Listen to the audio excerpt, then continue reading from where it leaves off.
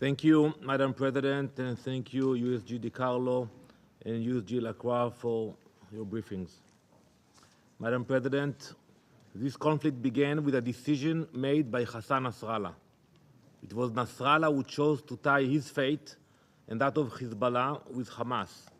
He linked their war with the one Hamas has waged against Israel, knowing full well that it would bring suffering upon Lebanon and Israel.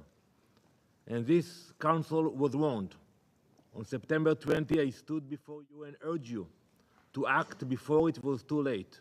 I told you, and I quote, "When the time comes, do not look to us for blame in protecting our people. Now is your time to speak up and act before we have to. Your silence has forced our hand. Now, as we face the consequences of Nasrallah's decision, we must also look forward. Just as I said yesterday when we discussed the future of Gaza without a Hamas-run regime, today we must discuss the future of Lebanon, a Lebanon freed from Hezbollah's grip. The Lebanese people have suffered too long under the tyranny of this terrorist organization. We all know the ending of this conflict. Hezbollah will be pushed back north of the Litani River. But who will enforce that situation? How can we ensure it will not be ignored all over again? Who will oversee its maintenance? The answer lies in the hands of the Lebanese army and UNIFIL. They must step up. Not only must they fulfill their current duties under Resolution 1701, but we must reform those obligations.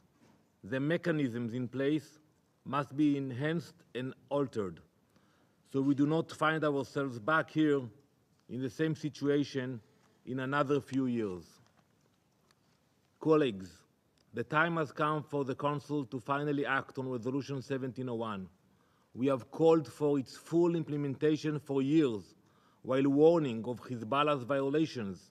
Yet our calls have gone unheeded, with some on the Council choosing to place the blame on Israel's shoulders. But it is not just Israel that requires your action. The Lebanese people, held hostage by this terror organization, need it too. Hezbollah has established a terrorist state within a failed state.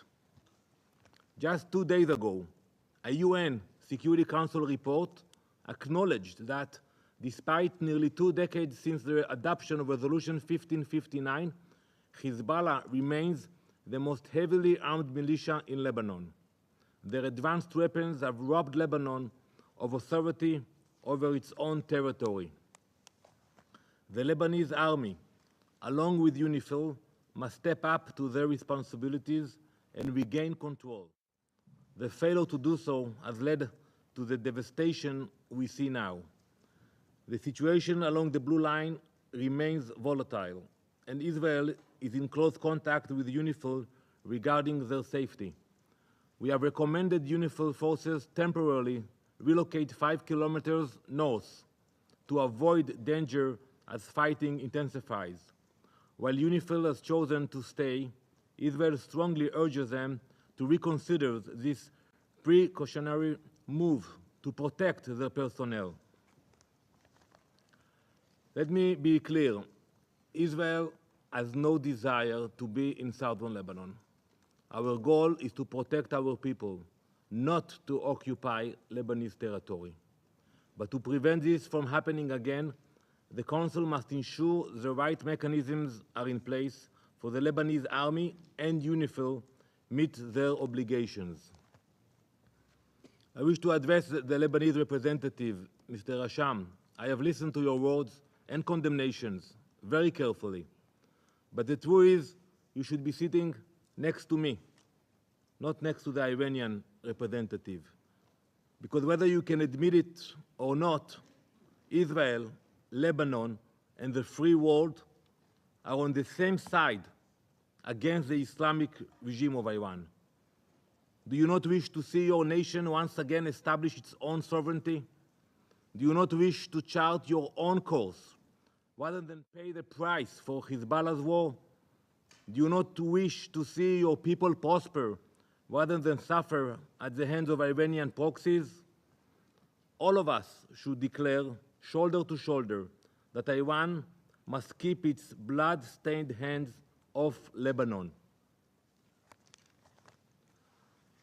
Again, I listen to when you speak very carefully what you have said today and in the past, that Lebanon is for the Lebanese people, that your people and government reject war and want Resolution 1701's implementation. I could not agree more. And I would like to approach the Lebanese people. I will do it in Arabic. أتوجه للمواطنين اللبنانية. I would like to address the Lebanese citizens and say, the land of Lebanon is for the Lebanese only, and it is not for the Iranians. Say this, Lebanon belongs to the Lebanese, not to the Iranians. Today, the Lebanese people and their government have the perfect opportunity to throw off the yoke of Hezbollah's terrorism. Free your people from their tyranny, reclaim your sovereignty, and banish Iran's destructive influence from your borders. Colleagues, beneath the earth, hidden from the worldview, we discovered a Hezbollah tunnel that intruded into Israeli territory. This was not an isolated act. Alongside the tunnel, we found detailed maps of our northern kibbutzim, weapons and anti-tank missiles and explosive devices. They were preparing for years for a terror campaign very similar to the horrors of October 7, but we stopped them. I urge you to imagine what this council would be discussing today if we hadn't. Entire communities would have been erased, children torn from their homes. This was Hezbollah's plan. It is a plan we will continue to dismantle. Israel will continue its operations. We will degrade Hezbollah's capabilities, remove their ability to launch attacks against our people, diminish the terror network that stretches across the south of Lebanon. Our soldiers are now in the field along the border in Lebanon, exposing and dismantling Hezbollah's infrastructure. Hezbollah has brought this upon itself. And while Israel will do what it must to protect its people, this council must do what it was created to do: ensure international peace and security. Resolution 1701 and 1559 must be enforced. We are fulfilling our obligations to ensure this, and the council must support us in our efforts. We have over 70,000 internal refugees because of Hezbollah's rockets. 70,000 children who should be safe in their homes, playing in their backyards, learning in classrooms, are now displaced within their own country. And yet, despite the horrors, this council stood silent as we pleaded for action. Council members, look to the future and the reality we all strive for: a future without Hezbollah terrorizing Israel and Lebanon, a sovereign Lebanon, and a future of calm. If this is the future you truly seek, there is only one path forward: implementing Resolution 1701 and 1559. Demand that the Lebanese army and UNIFIL finally fulfill their obligations and take up the tasks they are mandated to carry out. Support Israel in our necessary operations to push Hezbollah back to the Litani River. Let this be the day when you do not remain silent. Let this be the day when you stand with Israel and the Lebanese people against the forces of terror. Let this be the day you choose action over silence. I thank you, Madam President.